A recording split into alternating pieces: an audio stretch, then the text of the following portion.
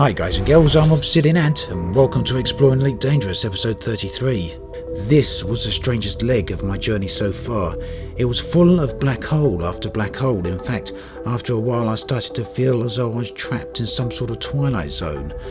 There were literally hundreds of black holes out here, and I was the first to discover all of them. No one had been out this way so far, it seems, and indeed there were many more black holes out here. But unfortunately I didn't have the time to go and scan all of them. There were literally that many. There was certainly a strangeness to this place, almost as though it was a tunnel to another reality. And I took it as an opportunity to sit here with the Oculus Rift on, spending some time with black holes, something I haven't done as yet, and I've got to tell you, it was a really interesting experience. Now, you probably saw just now that I got too close to that black hole and got forced out of warp. Don't worry, the black holes are perfectly safe. The destruction I had previously was due to an in-game bug. There were a few other interesting things in these areas, and notably the usual black and dark gas giants with ring systems. But most systems with a black hole as a central body don't seem to have a lot of planets within them. The only exception I've seen to that so far is NGC 7822, many thousands of light years in the opposite direction. Now, whilst on the instance just now where you saw me get too close to the black hole and being forced out of warp, I was going slow enough there that it wouldn't take enough damage. Here, as always, I zero-mo throttle on the exit from warp, but I did make a mistake. Just before I started to scan, I knocked it into full forward and crashed into the black hole, pretty much at full speed, causing 1% of hull damage as well as a bit of damage to my modules. Now, I wasn't too worried about this, but it was a little bit frustrating considering I've only just got the ship back. But it did give for the opportunity of some very fantastic sights here. Just look at that. Now, this ASP is a new one. It's not the same setup as I had previously. When I got destroyed previously, I was sent back to civilized space where I refitted the ASP a bit, and then I was fortunate enough for Frontier to move me back into this space again as I was destroyed by a bug.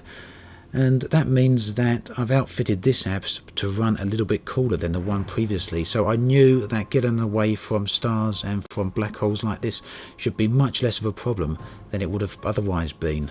Of course, to be sure, I did turn off some modules here to make sure that the heat didn't build up too fast. In particular, the ones to turn off are always your shield, your fuel scoop, and any other things that take a lot of energy. But like I say, I knew it wasn't going to be too much of a problem, but nonetheless I was quite interested to see what sort of heat build-up we would get. Then again, the real test would be doing this either near a star, or in particular near a neutron star. Neither of those I had any plans on actually trying out.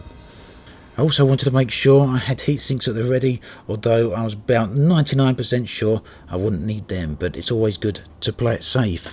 And of course I was also looking forward to the view as you go into Super Cruise. That one is always a treat. Just watch this. Now, if you have watched the previous episodes, you will know that black holes have gone from being something of a rarity to being something that's very common. In one way or another, they have been pretty much central to the last 3 or so episodes. But even then, nothing had prepared me for this area of space. Black holes are one of the more valuable things you can find, along with Earth-likes and ammonia worlds. They are good value for money. You're likely to get high payouts from these. And naturally, when you fly around them like this, you get to see views that you don't get to see anywhere else. So it was time to have a look at damage done. Like I say, it was just 1% done to the hull, but look at that, nearly 6% done to the cargo hatch. At least all of these are repairable. I've got an auto-filled maintenance repair unit here. You can see that it's already used up a fair amount of its resources, which of course is why I fit 3 of them. Now, I am planning on having quite a long journey out here. We're into September already, coming up for halfway through.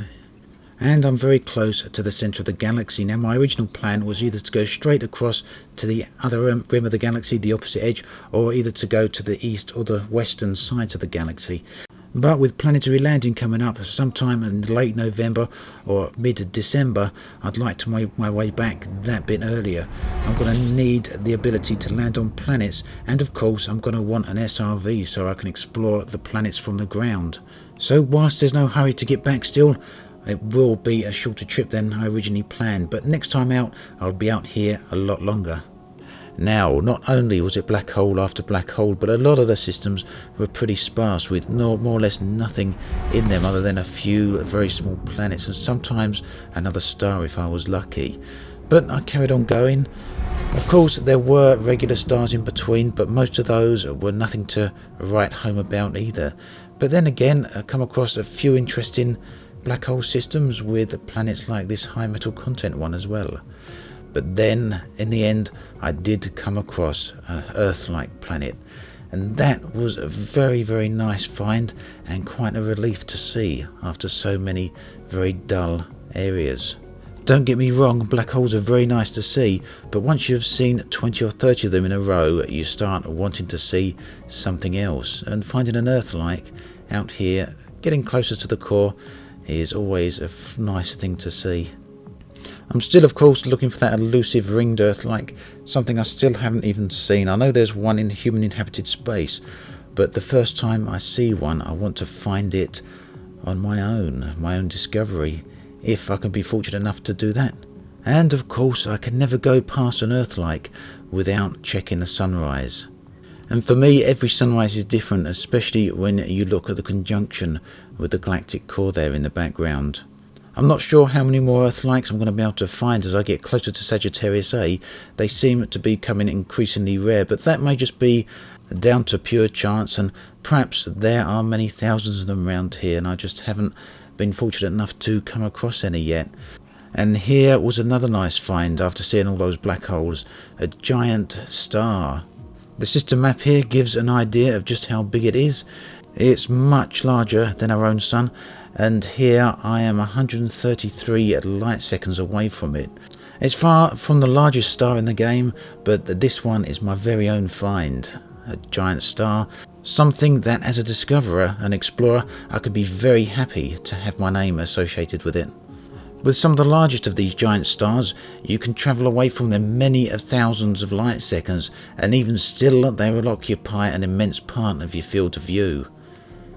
Now, whilst there may not be many Earth-likes out here, there are plenty of water worlds, and I came across here a binary pair of water worlds, twin worlds, something I haven't discovered many of. I think I've found one or two sets like this in the past, but this close to the core, it's another nice find.